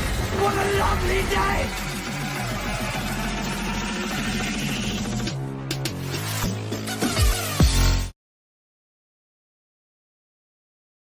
Say Nathan doesn't understand Coriolis? Well, yeah, he's got the usual utter moron, all of that. But he said something real funny. You don't do reference frames for Coriolis? That one? Oh, I lost it.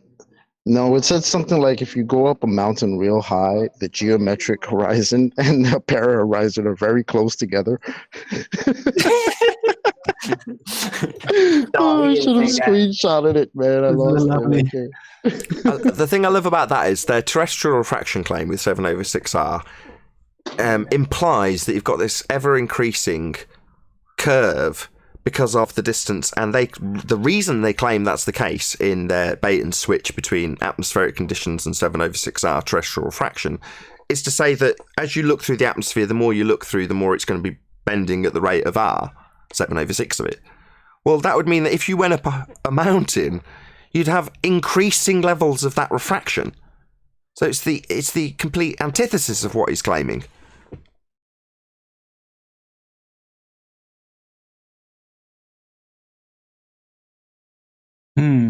Yeah, that's right, of course. When you go higher up, you see further. So you see more how flat it really is. So it goes further away from the geometrical horizon that would be required for you to see the Earth as a sphere.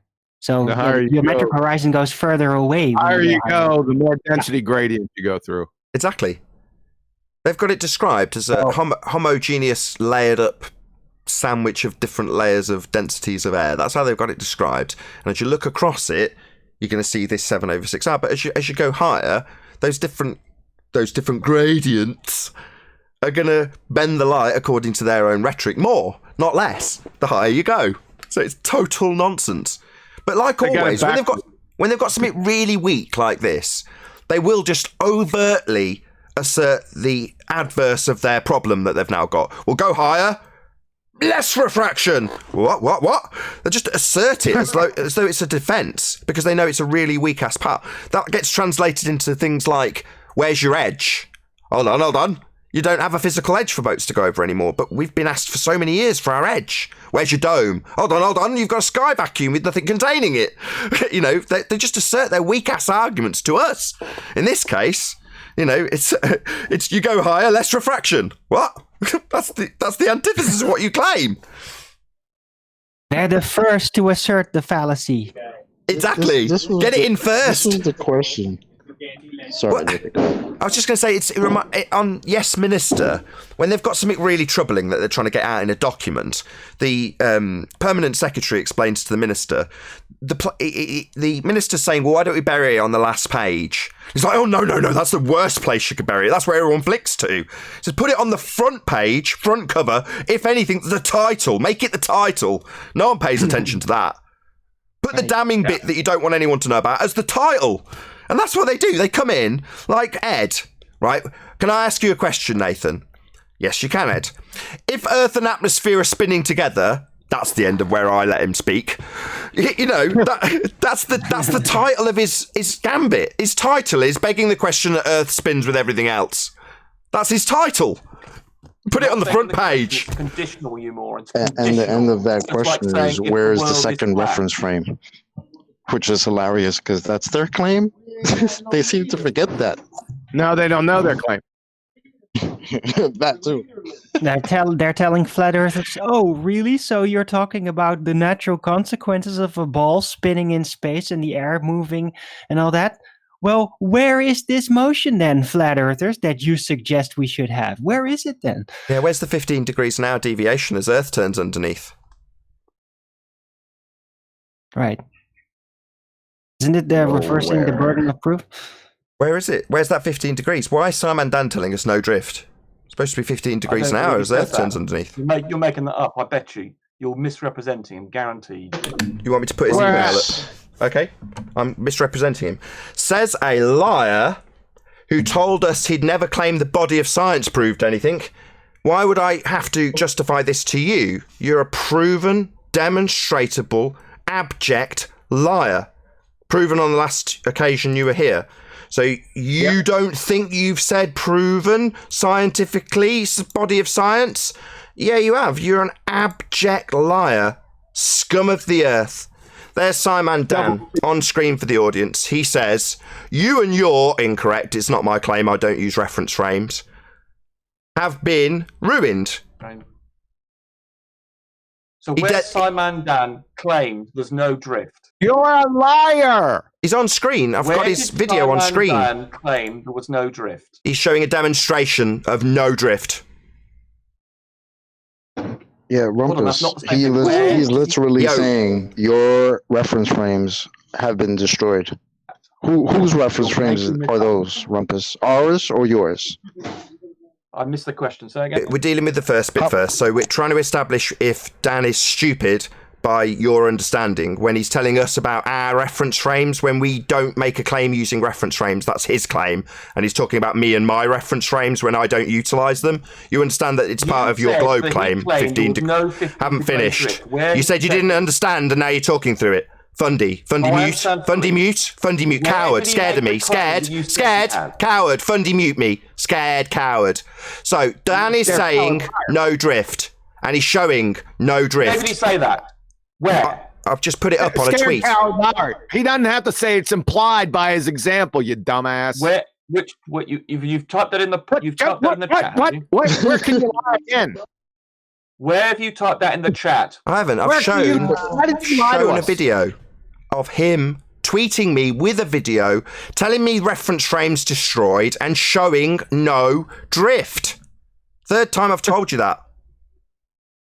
That's not the same as the claim you just made, which was that he said there's no drift on the Earth. He shows no drift. So is his claim, which is a chocolate, is him showing a trampolinist not drifting, actually him implying that Earth has drift? No, he's pointing out... No, so I'm correct then. Dan saying no drift. Rumpus. Misunderstood him. No, I haven't. It's on screen for the audience. No smegging drift. What's that? That's got nothing. That's very high pitched. Yeah, for the audience, you lying clown, is Dan's example with no drift. It's just that simple. If you're saying I misunderstand him telling me his reference frames are destroyed, frames, plural, and then showing no drift is actually me misunderstanding. This guy not drifting actually proves Earth turns underneath and there's a 15 degrees an hour drift. That's what this clown show shows. No drift on the Earth. There's no drift on the Earth. Oh, welcome to Flat Earth. Is drift on the Earth. Oh, there is drift on the Earth. You just said there wasn't. What? Wow. That's why he keeps on quoting Bob Nodell saying it. So, according to Bob Nodell, Earth turns underneath at 15 degrees an hour. According to SciManDan, no drift. Here's his example on screen with no drift. So who's right? Drift on the Earth. There is drift. He's not said that. You're misrepresenting him. You're lying. You seem confused. Is there drift with Earth turning underneath?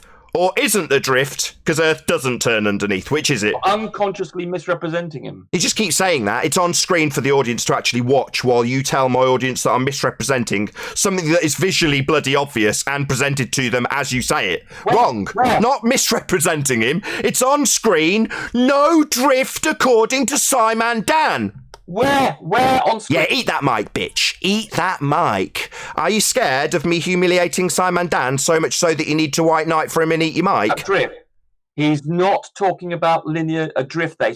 He's not talking about drift. So not Bob's example, not 15 degrees an hour drift. So he's not showing drift. Yeah, that's my point, Rumpus. Talking about drift. So he is talking about drift. Why isn't the guy drifting then? Not talking about drift. So he's not showing drift. Yeah, that's my point, Rumpus. You just pointed out there should be drift proven by Bob Nodell. There should be 15 degrees an hour being claimed by SciManDan, and you're affirming he's showing there's no drift. Well, where's the 15 degrees an hour? He's not talking about drift in that. Yeah, we know, but there's supposed to be 15 degrees an hour, clown show. So he's not showing drift. Why isn't he showing drift when the claim Earth is spinning has 15 degrees an hour drift? I missed the start there. Who's... Yeah, well, maybe shut your mouth while I talk. Yeah, what's happening, Rumpus, is I'm pummeling the clown known as SciManDan. You've affirmed several times Dan's not showing drift. The claim that's supposed to prove Earth spins has 15 degrees an hour drift. But like you say, Dan's not showing that. Why isn't Dan showing drift? He's talking about something else. No, he's not. He's very specifically, for the audience's benefit, talking about reference frames. He's tweeted me about it. I think you're misunderstanding what I've been tweeted about. Confused. I'm not confused. Tell me what the tweet to me says. Tell me what the tweet to me says. I'm confused. You give me the context of the tweet I was sent by Dan. Then you must have misunderstood it. Tell me what it says. Correct it. Correct me then. Tell me what it says. What does it say? He keeps on quoting Bob Eat that mic, bitch. Eat that mic. Eat that mic. Scared bitch. Scared. What does it say, Rumpus? Yeah, you're just plundy muting me, aren't you? So you don't have to listen. Yeah, I'm not misrepresenting him. It's on screen. You don't even know what it says because it was tweeted to me by this clown, Dan, who you do understand is definitely not showing drift. His video doesn't show drift. Yet, according to you and the fundies, Bob proved 15 degrees an hour drift. So Dan shows no drift. Apparently there should be drift. I'm quoting Bob Nodell because he believes there's a 15-degree drift. Oh, he believes there's 15 degrees an hour. Of what? Earth turning underneath? Or you're stupid and you've misunderstood. I know, that's just an ad hominem. One more and I'll kick you out. So, 15 degrees an hour of Earth turning underneath, right? It doesn't turn underneath. We all go around with it. Oh, it doesn't? No, you agree with us then. Welcome to Flat Earth. That's correct. Earth does not turn underneath. That's right. We are getting on a metaphorical merry-go-round, not a literal reference framing. No. He's double speaking, lying every breath. Right. One side of the journey. It is changing. The other no. So wait. So let's clear it up. Rumpus, is the Earth spinning underneath the gyro? No, it's not. No, it's not. It's not? It's rotating. Listen. The It's not- gyroscope is rotating with the surface of the Earth, but the gyroscope inside maintains its orientation, so it shows as being a 15 degree per hour change, which is what Of what? SciManDan believes. Of what? 15 degree hour of what? Because he keeps on quoting Bob Nodell. Yeah, 15 degrees an hour of what, coward? Maybe talk constantly so you don't have to answer it. Ask him again, Chocolate. We'll ask him continually. Understanding what he said. No, another ad hom. An hour rotation of Hold on. what? Chocolate. We've got to get clear air with let's see how long it takes for this coward to obfuscate your question. Try again. What's the question? Rumpus, 15 degree an hour of what? Rotation of the Earth. So Earth is claimed to rotate underneath then. Oh, that's a bit of a problem. So according to you and your now declaration, in line with the fundamentalist religious zealot belief that Earth turns underneath, that would give you 15 degrees an hour. Yeah, as per the Thought Co example where it says that Earth turns underneath it, that gives you 15 degrees an hour deviation. So we're all in agreement. Supposed to have drift. Now I'd like to know why this complete idiot SciManDan is showing an example without drift. He wasn't talking about drift in that. Yeah, he wasn't talking about drift. Dan, even Rumpus recognises that you're not talking about drift, idiot. And you're supposed to be one, idiot. Now, I'm Nathan Oakley, and it is my pleasure to make this following declaration about SciManDan. SciManDan's an idiot. He's not talking about drift, and he needs to be talking about 15 degrees an hour as Earth rotates underneath, say, a gyroscope, as is claimed by, according to these idiots, Bob Nodell. Earth turns underneath, right, Rumpus? No, what? Underneath what? You keep... Yeah, underneath the fixed frame of the gyro, like you just explained. Maybe stutter and stammer your way about what you just claimed and we just clarified. Yeah, Earth's claimed to be turning underneath the gyro, 15 degrees now. We just got clarity. Thank you, Rumpus, for your input. Of course, Dan's not talking about drift, as you correctly also identify, making Dan a moron, an idiot, who's not talking about drift when he needs to be. So that needs addressing, Rumpus. You need to get on the case. Get your house in order. Get your most popular fundy to toe the line of drift when he's not showing it, making him a moron. And who's pointing it out? Is this getting pointed out internally? Is their biggest globe moron getting addressed by their own? No, it's obviously me that's got to do it, isn't it? I've got to be the one to point out that, like Rumpus says, Dan's not talking about drift. Well, that's an egregious error. He needs 15 degrees an hour and he's showing how we don't have drift and claiming it's my reference frames. What an idiot, eh? He agrees with Neil deGrasse Tyson, and so do I. He agrees that Neil deGrasse Tyson asserts we should have Earth turning underneath a football. So therefore his example would show this tractor moving underneath the man. Oh, it's not showing that. It seems that Dan's retarded. No, he's not in agreement with Neil deGrasse Tyson. Neil deGrasse Tyson asserts Earth turns underneath. Of course, when Neil deGrasse Tyson asserts that Earth turns underneath, that would shorten flights going west. If Earth turns underneath a football, because it's no longer attached, then Earth turns underneath an aeroplane, because it also is no longer attached. And a flight from Charlotte, North Carolina, would take an hour and a half rather than 4.5 hours, because Earth's turning underneath according to Neil deGrasse Tyson. And if Earth turns underneath a plane for us to see it seem to drift, then we'd need an example from SciManDan showing drift. And what do you know? He's got a man not drifting, making him a fool who doesn't understand that he needs to parrot the right rhetoric that includes 15 degrees an hour drift, so we can pummel that nonsense and point out that that would shorten flight times. So get your house in order, get him telling us that we should have drift and showing drift, so we can point out that planes don't do that.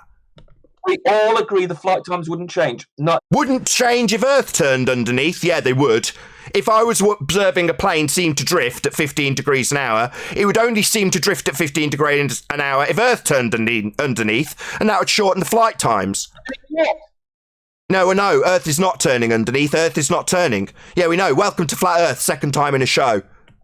Yeah, we all rotate with the Earth at 15. All rotate, so we're back to begging the question. So if it all rotates with the Earth, that wouldn't give you drift. Yes, it would, because... No, if it's all rotating together, nothing's drifting. It's all rotating together. Rumpus doesn't understand Coriolis effect. He seems to think that Earth and atmosphere travelling as one entity would give you a second reference frame and deviation at 15 degrees an hour, when he's already pointed out that that would be Earth turning underneath. Well, that's not them turning together, you complete clown show. You clearly don't understand what Coriolis is, Rumpus.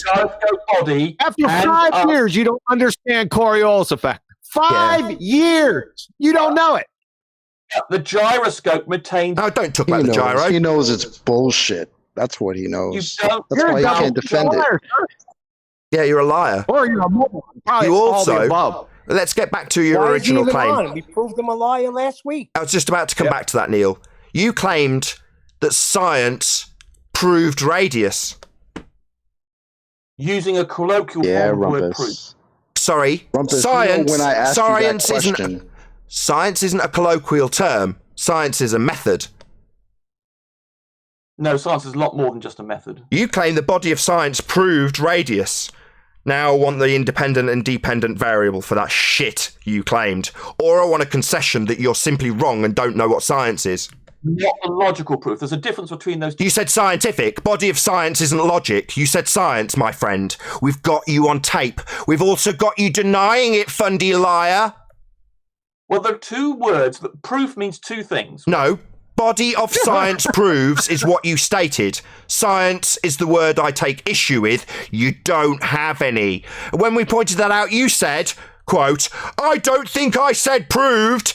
And I replied, you definitely said science and you don't have any. We have all the science. You're a science denier. Give me the science for R. Science for R. Give me the science for the R value right now. Okay, we have geodetic receivers all over, for instance, this country, the Ordnance Survey. That's maths, you fuckwit. No, it's not. It's observation. Those geodetic receivers, the Ordnance Survey have. Geodetic receivers! Sorry, this is not a naturally occurring phenomena, you clown show. I'm about to go and do a Bedford levels Eat your mic, bitch, while you fundy mute my response.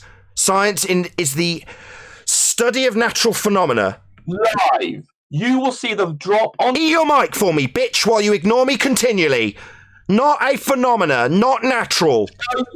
I will show you the drop live, 30 feet of it in a couple of weeks' time. And you're not listening to me, you fundy coward. How am I a coward? Because you're not listening to me. Science is the study... Fundy mute coward. Coward. Fundy muting coward. Scared. Globe believers are scared. He's scared. Rumpus is a coward. Fundy mute me, coward. Do you need a neutral platform? Need a neutral platform to fundy mute me? Need a neutral platform, coward? Do you need a neutral platform, you coward? Stop moaning. Eat that mic, bitch, coward. Eat that mic. Come on, go ahead. You're frightened to say anything, aren't you? All you can do is moan. Fundy mute. When will the fundy muting end? How long will this fundy mute session last?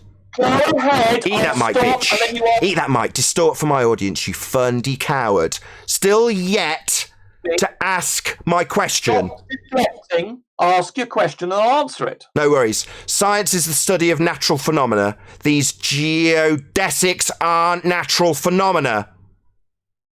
Of course they are. It's the shape of the thing we're on. What are you talking about? You seem very high-pitched. Is that because you're getting teabagged? Is that the whistling sound of my balls? Yeah, mate. This isn't a natural phenomena. When you listen to it, finally, after a lot of fundamentalist religious zealot muting, you seem to go very high-pitched. Well, it's just amazing me how... It's just not a phenomena. It's not natural. You coward bitch. I can't think of a more stupid question you've ever asked me. Sorry, this is not a natural phenomena. Science is exclusively interested in the physical and natural world, and this is not that. Of course it is. Shape of the Earth is physical. What are you talking about, idiot? Oh, so we're define synthetic. Define natural, then define synthetic. Well, I don't have to. It's a study of the science, a study of the physical. You don't have to. What's synthetic mean? The philosophical point of synthetic. What's synthetic mean? Or you just talking the simple. You talking about the philosophical term of synthetic as used by synthetic. Oh God, what's that? Or are you interested in just something's artificially manufactured? Is that what you're talking about? You're talking about logical synthetic term. I mean, you're talking about philosophy. Logical synthetic. What does synthetic mean, bro? Are you kidding? There is a logical. What the hell is logical synthetic? And then if you're referring to something that's been synthetic and man-made, just obfuscating the question. Man-made. There you go. QE, can you give your point? Because he's just going to obfuscate the question indefinitely because there's a pummeling and he wants to get that pummeling as far away from the point as possible. Yes, he doesn't know the difference between natural and synthetic. Synthetic is man-made. Natural is things from nature. That's what I said. That's my point. You agree with me? Yeah, that's what I said. Well, huh? Well done. All right. Well, physics is interested in the physical and natural world, and this isn't natural.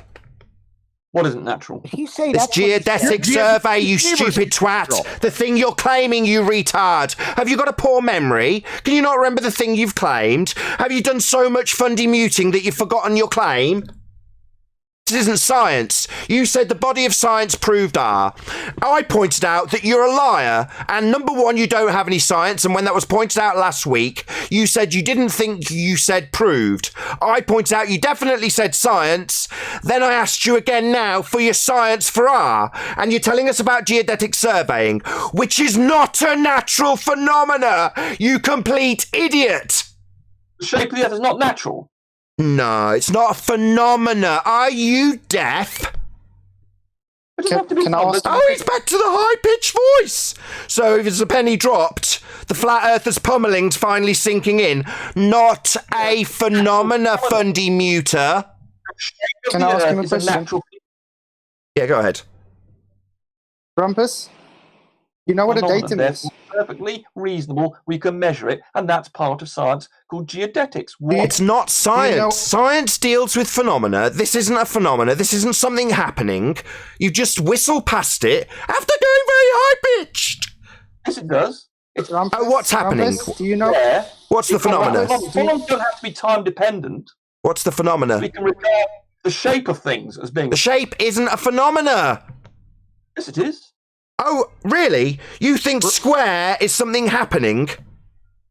Doesn't have to be happening. That's a phenomena. Look up phenomena, you fucking idiot. Oh, my bad. I didn't realise how stupid Rumpus was. He doesn't know what a phenomena is.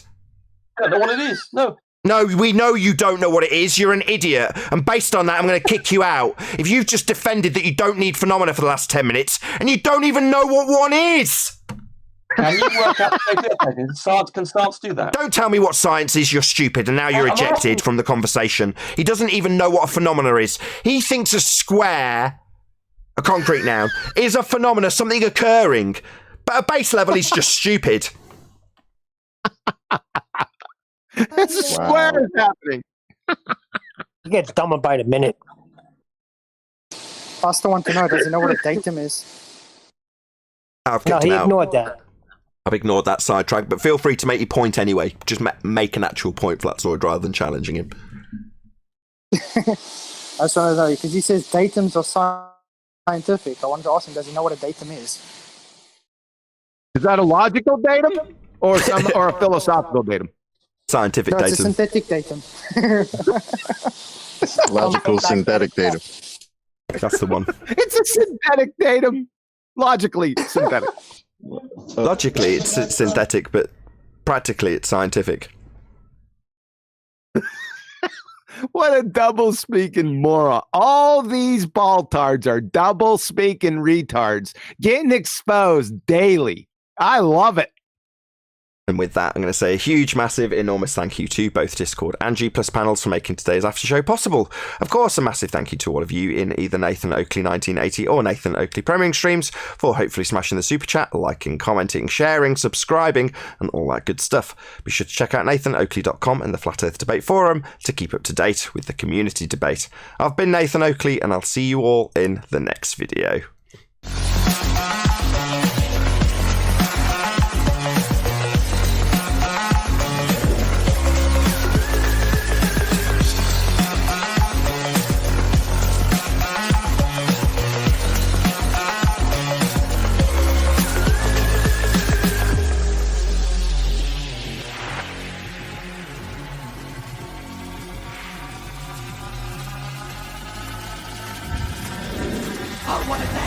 What a lovely day!